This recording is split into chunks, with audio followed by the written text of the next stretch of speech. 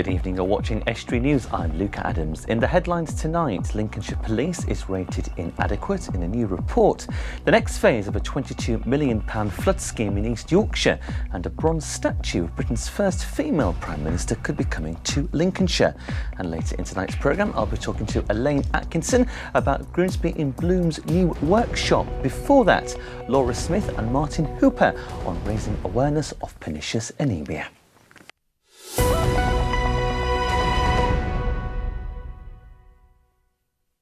But first tonight, Lincolnshire Police has been told it must do more to record thousands of crimes each year. A report by Her Majesty's Chief Inspector of Constabulary has rated the force inadequate for failing to record sexual offences and rape. The force failed to record 9,400 crimes last year. Inspectors say they are unacceptable failings within the force's crime recording practices. Lincolnshire Police says there were no missed victims or offenders and are making improvements. Meanwhile, Humberside Police was found to be failing to record 1 in 5 violent crimes each year by the same report. The report said the problem is acute when looking at crimes such as harassment and common assault. Deputy Chief Inspector Chris Rowley said the force records more than 90,000 crimes a year, most of which are recorded correctly. A 17-tonne tunnel boring machine has been named the West Ella Worm by school children from Springhead Primary School in East Yorkshire. It marks the start of the next phase of the £22 million Anlaby and East Ella flood alleviation scheme. The machine will be used to excavate an underground floodwater channel as part of the development. Work started earlier this month and will be completed by 2020. Our reporter Jack Muscat brings us the story. A special naming ceremony for a 17-tonne tunnel boring machine has taken place in Hull today. It marked the start of the next phase in a £22 million flood alleviation scheme, which first started in July 2017. Andy Cooper, Principal Engineer at East Riding of Yorkshire Council, described in more detail the main purpose of the project. It's designed to protect or at least reduce risk of flood to some 4,000 properties in Anlaby and East Ella. It involves 3 phases. Phase 1, which was a culvert under Beverley Road, Anlaby. Phase 2, which is a large lagoon, large storage lagoon where all the water ends up at the old school site at Sydney Smith School site there. And Phase 3, this section which connects West Ella Valley and Tranby Valley and traps the water from those valleys and takes it down to Phase 2 at Sydney Smith there.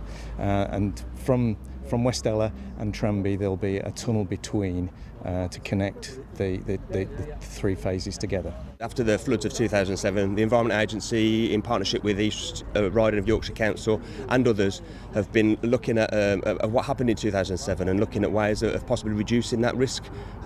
So this scheme, as a part of a partnership of 3 schemes across the west side of Hull and Holton Price, is delivering real reduction in flood risk. £50 million worth of investment, which is part of £200 million across the region, is now looking to reduce flood risk from surface water flooding, as here in Anlaby and East Ella, but then also from tidal flooding and river flooding as well, right across the patch.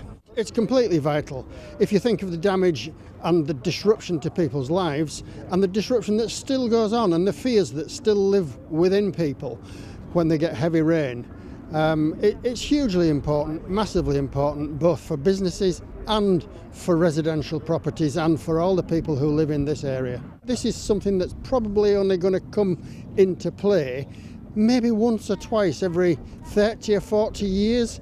It's really quite difficult to get your head around that, but it is massively important for the security and for the well-being of the people who live in this Anlaby and East Ella area. The machine, which is 22 feet long when fully assembled with a 6 feet diameter cutting head, has been named the West Ella Worm. Children from Springhead Primary School in nearby Anlaby came up with the name after being asked to make suggestions as part of a competition. Andy Cooper said he was pleased the school children managed to come along and see the machine for themselves. It's great to see the kids down here. We want to inspire some new young engineers to come into the industry so that when we retire there's someone to fill our boots. That's right, and the name, they picked a nice name. Yeah, the Willoughby, West Ella Worm, should I say. Yeah, an excellent name. It will be worming its way from one end to the other. The Westella worm will now be heading down a 12-metre deep shaft to begin work on a stormwater culvert drain. In terms of timescale, the 3-year flood scheme is due to finish by the early months of 2020. Peace of mind for sure for Hull residents who suffered badly during the floods of 2007. Jack Muscat, Estuary News. Campaigners were in Grimsby Town Centre this morning gathering signatures on the controversial Toll Bar roundabout. So far, the Toll Bar Roundabout Action Group have got 5,000 signatures calling for the local authority to not replace the roundabout near Toll Bar Academy with traffic lights. They will be handing their petition to North East Lincolnshire Council next week. A bronze statue of the country's first female Prime Minister could be erected in Lincolnshire. South Kesteven District Council are in discussions with the Public Memorials Appeal for a 10.5-foot statue of Margaret Thatcher to come to her hometown of Grantham. The local authority says the statue could provide a boost to the town's economy. The statue was previously rejected by Westminster City Council for Parliament Square in London. Formal proposals will be submitted to councillors who will consider the application before the end of the year. A virtual treatment tour is helping radiotherapy patients undergoing treatment in hospital. A state-of-the-art laptop has been donated by Team Verico to the radiotherapy team at Castle Hill Hospital in Cottingham. Software will give patients a virtual tour of a radiotherapy room and equipment used for treatment. It's hoped the scheme will reduce patients' anxiety before they begin their treatment for cancer. More than 170 patients receive radiotherapy treatment at the Queen's Centre each day. Meanwhile, new doctors from overseas will be working at Grimsby and Scunthorpe Hospital. It's after the government lifted a ban on their overseas visas. The move means it will save Northern Lincolnshire and Goole Hospital's NHS Trust thousands of pounds each year, which they had been spending on costly agency staff. 17 new doctors will join the trust in the next 2 months. New smart bins will be introduced across Hull in a bid to improve waste collection. The sensors will monitor waste levels so the local authority's street cleansing teams can see when they need emptying. They will also trigger vandalism alerts and changes in bin temperature, which could trigger fire detection warnings. The sensors will gather data in real time. Hull City Council is working with Connexon to deliver the programme. A new community hub space could be built in Lincoln. The City of Lincoln Council has applied for permission to change the use of a former retail site that would include 2 meeting rooms, an office and a kitchen. The application will be discussed at a planning committee meeting tomorrow night. An international agro-robotics project is set to revolutionise farming in the UK. New machines are being used to support the production of soft fruit, which transport heavy boxes from the picking point to the collection point. The machines are designed to relieve agricultural workers from the heavy load. The 2-year project by the University of Lincoln, Sega Robotics UK and Berry Gardens Grower Limited is the largest of its kind in the UK and is said to be leading the way in artificial intelligence. The 143rd Driffield Show takes place tomorrow. The event showcases the best of the region's rural economy and farming practices. More than 100 stands will be on display. Cooks will be demonstrating local produce and visitors will be able to watch horticulture demonstrations in the new Horticulture Theatre. There will even be a sheep show. The event attracts 25,000 visitors every year.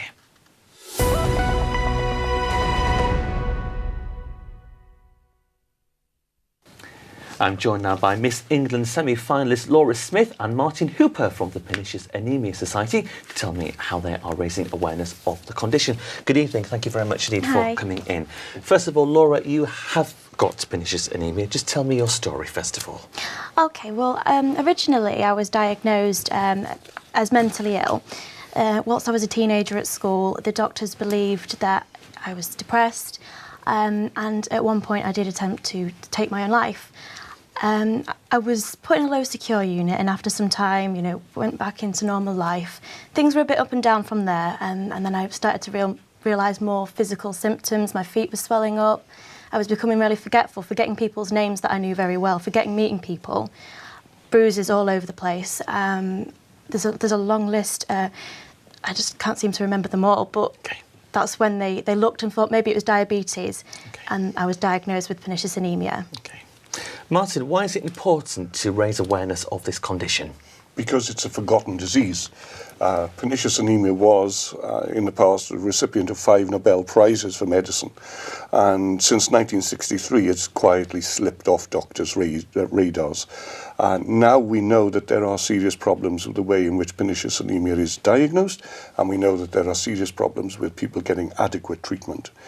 That's why we need to raise awareness amongst the medical professional and the general public of the symptoms that can be associated with what can be a deadly disease.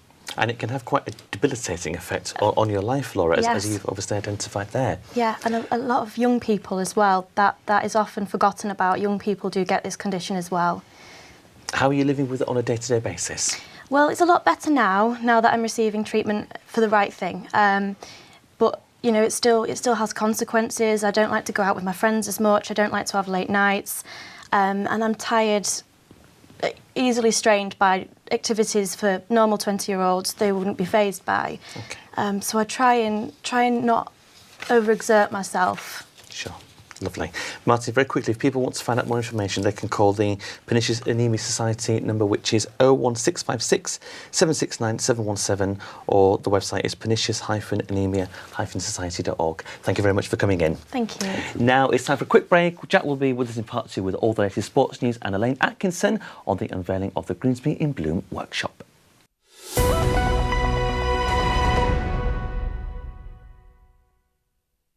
Welcome back, you're watching Estuary News. Still to come tonight, Jack brings us all the latest sports news, and I'll be talking to Elaine Atkinson on Grimsby in Bloom's new workshop.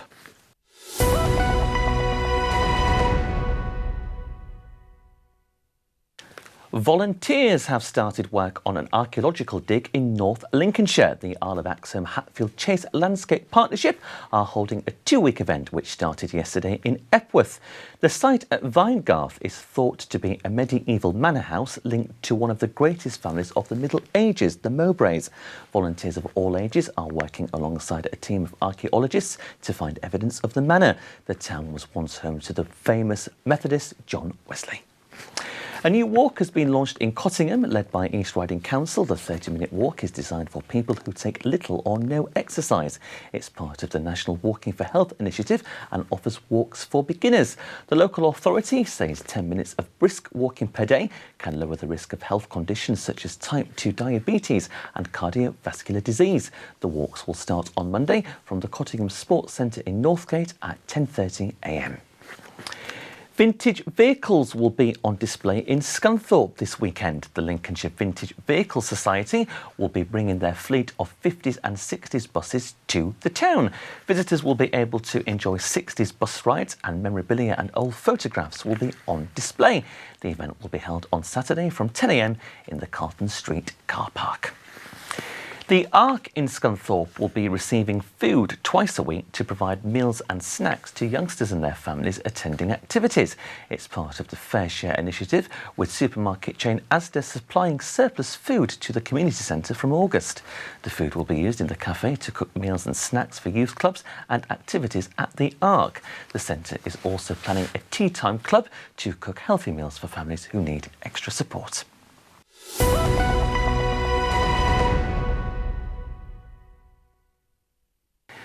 I'm joined now by Elaine Atkinson to tell me about a new workshop for Grimsby in Bloom. Good evening, Elaine. Welcome to the programme. Thank you very much for coming in. Always a pleasure to see you. What is this workshop? We've built a new workshop in our grounds at the pavilion in the Duke of York Gardens, and it is to encourage youngsters to come along, to build things, to learn new skills. Not just to come and build something, but to learn all that goes with it, how to look after your tools, what's needed and that sort of thing. So hopefully in later life they've got the skills to put up a shelf in their own house or something like that. Do you think we're losing their skills? Yeah, a lot of the schools, are academies now, and they do the hands-on practical skills, and there's a lot of children out there who are not academical, so the practical skills are going to come in really useful. Go to like woodworking and all those basic DIY skills. Learn how to wire a plug. Those sort of things, making sure that you're not going to go through a wire when you put a picture up in the house or something like that. So it's all those sort of skills that we're hoping to give not just children though to single mums, single dads, somebody who never done it before. I may come along myself because I don't know any how to wear a right, plug. I'll put you down as our first adult attendee. Excellent. Elaine, how long has it taken to actually build this workshop? This has been on the go for about 4 months now. It's been a one-man show really to get it built. Charlie's done most of the work himself, but we're nearly there. We're opening next Wednesday. So we're ready for the off. And is it at the Duke of York Gardens? It is. It's in the Duke of York Gardens. Next Wednesday there's actually a fun day on from 1 till 4, and part of that fun day we will be opening the workshop, the grand opening, and getting the children to come in and do little activities with us. And very timely because, of course, the summer holidays are coming up now, so it'll be a good way of engaging the local community. Yeah, we're working really, really closely with the police, the early intervention team within Westmarsh, so they'll be referring youngsters that are interested as well, and they'll be supervised by the police. So we'll get them, really interested in something, and then eventually 5-6 week course, building something from scratch, and then they can take that home with them. And they'll see, the fruits of their labour through that process, won't they? Yeah, it's not just a one-off, it's how to do it all step by step. And then, as I say, it's always nice to take something home when you've done a workshop or whatever it might be. Bake a cake. It's always nice to take the cake home, absolutely. But we won't be baking cakes. OK, just building. Just building. A work of art indeed. Yeah. Elaine, how many volunteers have you got working at Grimsby and Bloom at the moment? We have 12 on the committee, but we've got a field of, maybe another 20 or so that come and engage with us. But once we've got this up and running, we've got a few retired joiners who have said, I won't mind coming and doing a session. So they're the sort of people we want to encourage to come and give us a hand. Because extra pairs of hands are always needed. Yes, and there might be somebody, somebody might have joinery skills, but somebody might just have that extra little something to think, have you thought about building this or have you thought about building that? And so hopefully we're going to get a few bird boxes out, and so they can take one home to put in the garden. So it's just them little extra bits, and hoping that people will come and help us out with it. Have you got any more litter picking events planned? Because I know they've been a great success so far this year, haven't they? They have been absolutely amazing. We had one last Monday evening. The next one we've got planned is September, but that's mainly to tackle the Duck Island. So we won't be having a lot of extra help on that, but that's our next one. But we will be getting another one in very soon. Now, as we know, the weather has been spectacular so far this year. Unusually lucky summer. Yes. Is it too dry for our precious plants and gardens and Yeah, some of flowers? the plants are suffering. I'd say with your grass, don't cut your grass even if it's got slightly long. Leave it, because it's really going to suffer if you do. Plants, if you can water late in the evening when it's gone a bit cooler, they'll benefit more from that. And if you've got baskets and containers, try and water early in the morning and again in the evening. I always used to say to my students, plants are like us. We can't go all day with one drink. Absolutely, more than one. Yes. Now, Grimsby in Bloom has been putting their best foot forward for East Midlands in Bloom. Yes. How's that all going? That went really, really well. We were judged last Tuesday, a week today. Showed the judges round all the bits within Grimsby. We won't know till September how we've got on. Fingers crossed. But you've pulled out all the stops you can. We've pulled out all the stops as we usually do, so we'll see how it goes. Well, good luck. Thank you. Good luck. And then if people want to get involved with Grimsby and Bloom, they want to offer an extra pair of hands, help with anything like that, how can they get in touch with you? Well, if they want to go onto our Facebook page, just Grimsby and Bloom, or we've got a Grimsby and Bloom email, which is grimsbyandbloom@outlook.com, or they can just give me a ring on 07982 657 439, and I will answer their call, and hopefully we can direct them to come and help us. Wonderful. Your vital credentials at the ready. Thank you. Anything else happening over the summer what viewers should be aware about? Not that I know of, but we just, if anybody wants to come down to the pavilion anytime, we'll open it up, we'll make them a cup of tea or a cold drink, and they can just come and sit in the garden and enjoy the sunshine. Excellent. And very quickly, tips for a good hanging basket. Plenty of plants in, water retaining gel, and slow release fertiliser. And lots of colourful plants as well. Lots of colourful plants and plenty of water. Wonderful. Elaine, you're always full of colour. Thank you very much Thank indeed. You. Now here's Jack with all the sport.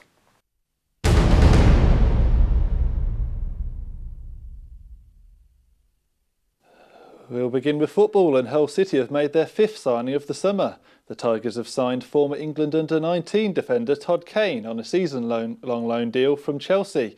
The 24-year-old has been at the Premier League side since the age of 8, but has never featured for their first team.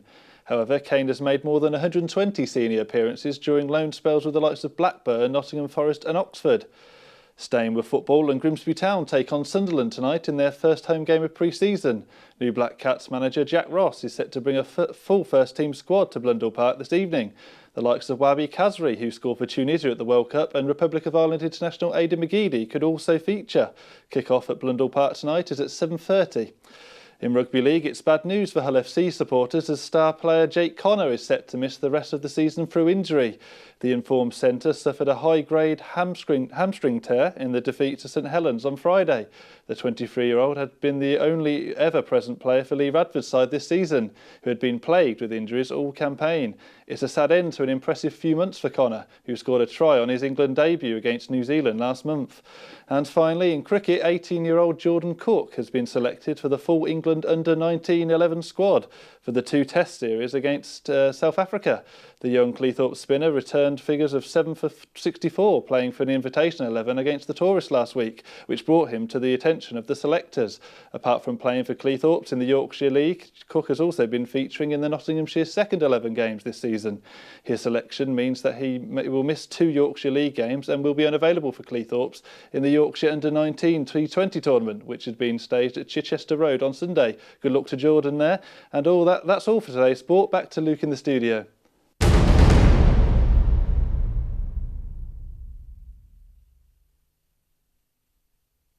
Thanks very much, Jack. That's it for this Tuesday evening. I'm afraid my thanks to Elaine, Martin and Laura for joining me on the sofa. As always, if you have a news story, then please visit our Facebook or Twitter pages. Details are appearing on the screen as I speak. You can email our news desk, which is estuary.tv, or phone the news desk on 01472 31 55553, or write to us at Estuary TV, Nuns Corner, Laceby Road, Grimsby, North East Lincolnshire, DN345BQ. We'll see you live at 5:30 tomorrow. From all of us on the team, have a great Tuesday evening.